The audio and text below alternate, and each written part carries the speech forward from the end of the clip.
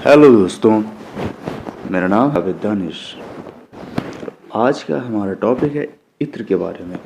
इत्र जो कि प्योर टाइप का परफ्यूम होता है, प्योर परफ्यूम होता है। इसमें कोई भी अल्कोहल मिक्स नहीं होता है और ये आज कल के टाइम थोड़ा कम यूज़ में हो गया है क्योंकि परफ्यूम्स एंड बॉडी स्प्रेज ये सब ज़्यादा चलन में आ गए हैं।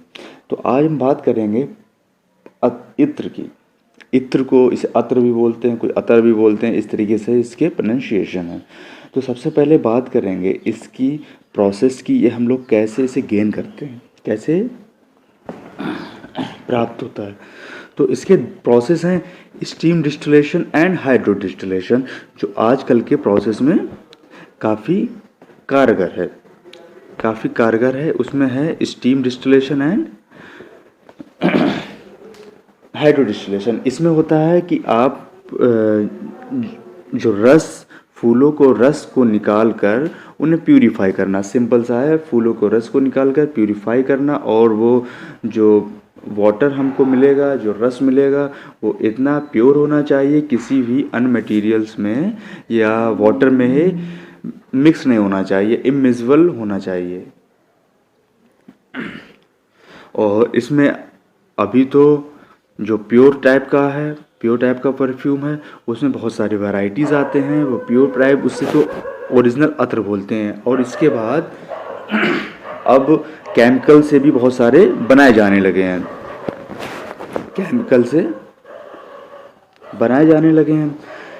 और इसके बाद बात करेंगे इनकी फ्लेवर्ड की। फ्लेवर्ड में जो रोज़, सैंडल, हिना, मस्क, ये सारे मेनली यूज़ होते हैं।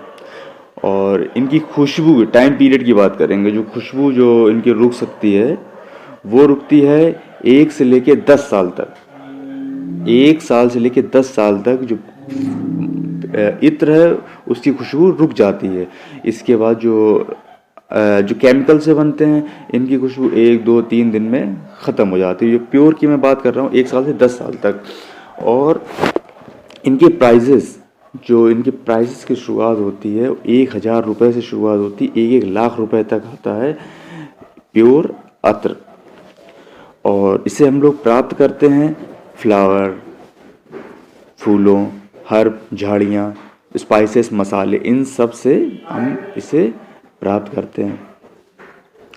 अब एक प्रचलन बहुत ज़्यादा चलन में है इस टाइम, जो इत्र नगरी कन्नौज है, जिसे बोलते हैं इत्र नगरी कन्नौज।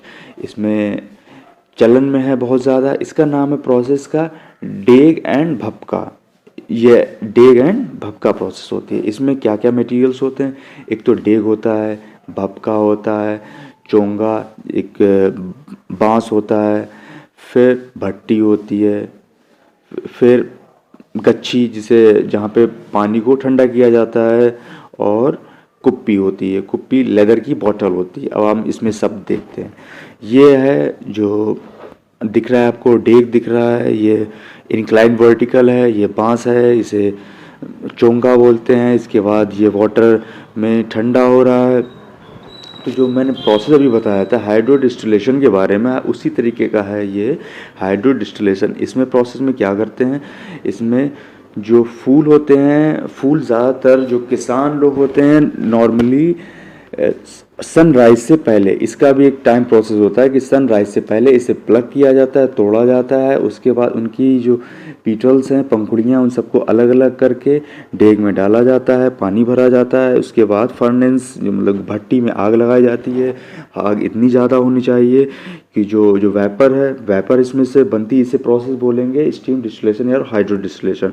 वेपर जो निकलेगी वो इस बांस या चोंगा के सहारे जाएगी रिसीवर में जाके ठंडी होगी, वहाँ पे ये कंडेंस हो जाएगी। इसके बाद इस प्रोसेस को दोबारा दोहराया जाएगा जिससे कि कोई भी इम्प्यूरिटीज़ ना रह जाएं। तो ये प्रोसेस अभी जो रूरल इलाके हैं, या बोल सकते हैं हमारे कन्नौज इत्र नगरी में भी बहुत ज़्यादा फेमस है। इस प्रोसेस का नाम है डेग भापका। अब इसके बारे में थोड़े हिस्ट्री के बारे में बात करते हैं। हिस्ट्री में कैसे और कहाँ कहाँ यूज़ में हुआ था। तो सबसे पहले हमें इसका जिक्र मिलता है वैदिक जो बुक्स हैं उसमें ज़िक्र मिलता है, लेकिन ये प्रोसेस का ज़िक्र नहीं मिलता। उसमें है फूलों का रस का यूज़ किया जाता था यज्ञ में। नेक्स्ट इजिप्शियन काल में, यानी कि मिस्र काल में, उस टाइम में ये प्रोसेस में आया, फूलों के रस या खुशबू ये प्रोसेस में आया, लोगों के यूज़ में आया। उसके बाद जो ओरिजिनल हिस्ट्री शुरुआत होती है इत्र की, वो होती है इब्न सीना के दौरान। इब्न सीना ये 11वीं सदी के एक बहुत बड़े फिजिशियन हैं, चिकित्सक हैं, फार्मासिस्ट और केमिस्ट। ये इनकी खूबियाँ हैं। ये जो इस्लामिक का गोल्डन एरा जब चला है उस टाइम के ये वासिंदे हैं, उसी टाइम की इनकी पैदाइश है। और 11वीं सदी की बात मैं यहाँ पे कर रहा हूँ। और ये एम्पायर था इनका सामानिद पर्सियन एम्पायर, यानी कि जो पर्सिया का, जो ईरान का जो रूल था वो पर्सिया, सामानिद पर्सिया बोलते थे। और ये इस टाइम जो 21वीं सदी में उज़्बेकिस्तान में है। तो इब्न सीना की बात करते हैं तो इब्न सीना इनका पूरा नाम अबी अली अल सीना, जो कि बहुत ज़्यादा अपने टाइम में मशहूर हो गए थे। किस वजह से? जो उन्हें रोज़ वाटर का इजिप्शियन जो यूज़ करते थे टेक्नोलॉजी, उनसे भी बेटर टेक्नोलॉजी इन्होंने यूज़ की। उसके बाद उन्होंने हार्ट से रिलेटेड यानी कार्डियक रिलेटेड 62 दवाइयों की खोज की, जिसमें कि 40 दवाइयाँ इत्र से बनती थीं। इत्र से इनके जो परफ्यूम है उनसे बनती थी।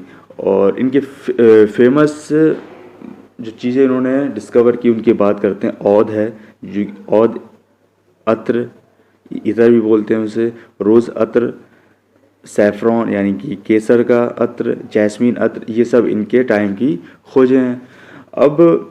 अभी तो ये चल रहा है कि इब्न सीना ने इत्र का डिस्कवरी की, इत्र का अच्छे फॉर्म में लेके आया। उन्होंने जो इजिप्शियन एम्पायर था, इजिप्शियन काल था, उससे बेटर उन्होंने लाने की कोशिश की। उसके बाद आते हैं इब्न अल बैतर।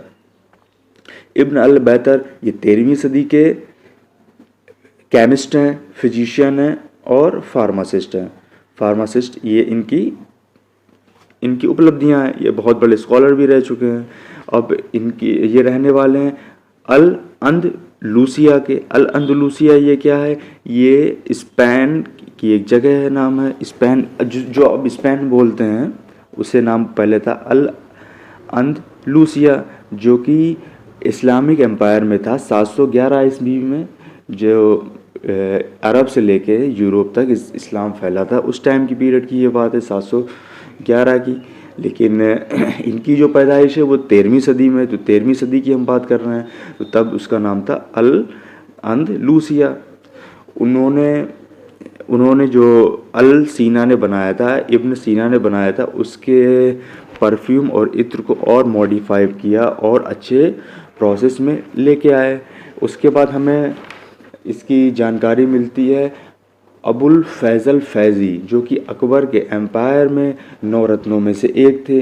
उन्होंने और आगे ज़िक्र किया है एलोवेरा का, चंदन, सैंडल, सिनामन, दालचीनी और मस्क, इन सब का उन्होंने आगे ज़िक्र किया है।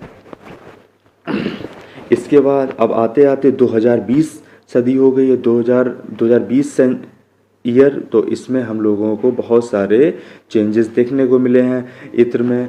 इत्र कहाँ से कहाँ तक पहुँच चुका है। लेकिन शुरुआत की अगर हम बात करें, सबसे पहले वैदिक है, नेक्स्ट आता है इजिप्शियन है, उसके बाद है इब्न सीना और इब्न अल बैतर। इन सब की महत्वपूर्ण भूमिका रही हैं। और सबसे ज़्यादा जो यूजेस में कहाँ से शुरू हुआ है, सबसे बड़ा जो उत्पादक अभी भी है वो कन्नौज है। इसके बाद यूजेस में आया है निज़ाम, हैदराबाद के निज़ाम यूज़ करते थे, सूफी संत यूज़ करते हैं, अरब वर्ल्ड में बहुत यूज़ किया जाता है, ईस्टर्न वर्ल्ड में, इजिप्शियन, इंडियन सब कॉन्टिनेंट और ग्रीक में यानी ग्रीस में भी यूज़ किया जाता है। और साथ में ही ग्रीस में दवाइयों के बनाने के काम में भी आता है। तो इससे हमें बहुत सारी जानकारी ये मिलती है कि जो इत्र है इन दवाइयों के भी काम आता है और भी प्रोसेस में आता रहता है, डेली यूजेस में भी आता है। आई होप ये आपको वीडियो पसंद आया होगा। हम मिलते हैं फिर ऐसे ही वीडियो के साथ। धन्यवाद।